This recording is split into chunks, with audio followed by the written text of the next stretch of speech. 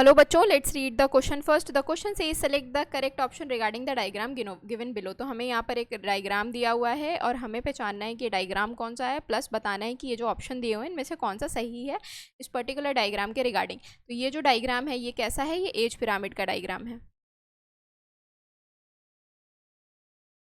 Of population.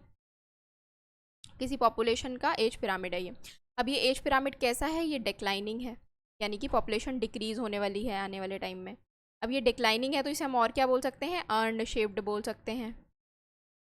ठीक है, अब इस अर्न शेप की खासियत क्या होती है, अर्न शेप में जो प्री रिप्रोडक्टिव इंडिविजुअल्स होते हैं, यानी कि ये वाले जो हैं प्री रिप्रोडक्टिव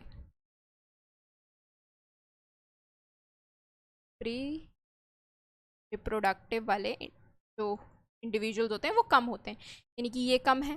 फिर पोस्ट रिप्रोडक्टिव वाले भी कम होते हैं, पोस्ट रिप्रोडक्टिव वाले ये हैं पोस्ट रिप्रोडक्टिव, यानी कि एज्ड लोग, ये भी कम होते हैं। रिप्रोडक्टिव वाले मैक्सिमम होते हैं, रिप्रोडक्टिव वाले ज़्यादा होते हैं, इन तीनों के कंपैरेटिव रिप्रोडक्टिव सबसे ज़्यादा होंगे। ठीक है, अब हम अपने ऑप्शन देख लेते हैं। Pre reproductive individuals are maximum, तो मैक्सिमम तो नहीं है बच्चों, ग्राफ इंडिकेट कर रहा है कि कम है, तो ये गलत हो जाएगा। रिप्रोडक्टिव इंडिविजुअल्स आर मैक्सिमम, तो रिप्रोडक्टिव वाले तो ज़्यादा हैं, ये ग्राफ ऐसे ही इंडिकेट कर रहे हैं।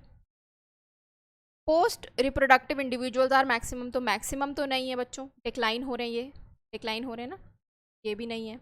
इट रिप्रेजेंट एक्सपेंडिंग पॉपुलेशन, तो ये एक्सपेंडिंग नहीं, ये डिक्लाइनिंग पॉपुलेशन को रिप्रेजेंट करता है, तो ये भी गलत हो गया। करेक्ट आंसर क्या है बच्चों, आपका करेक्ट आंसर है आपका ऑप्शन नंबर बी। होप आप लोगों को ये सोल्यूशन समझ में आया हो। Thank you, all the best.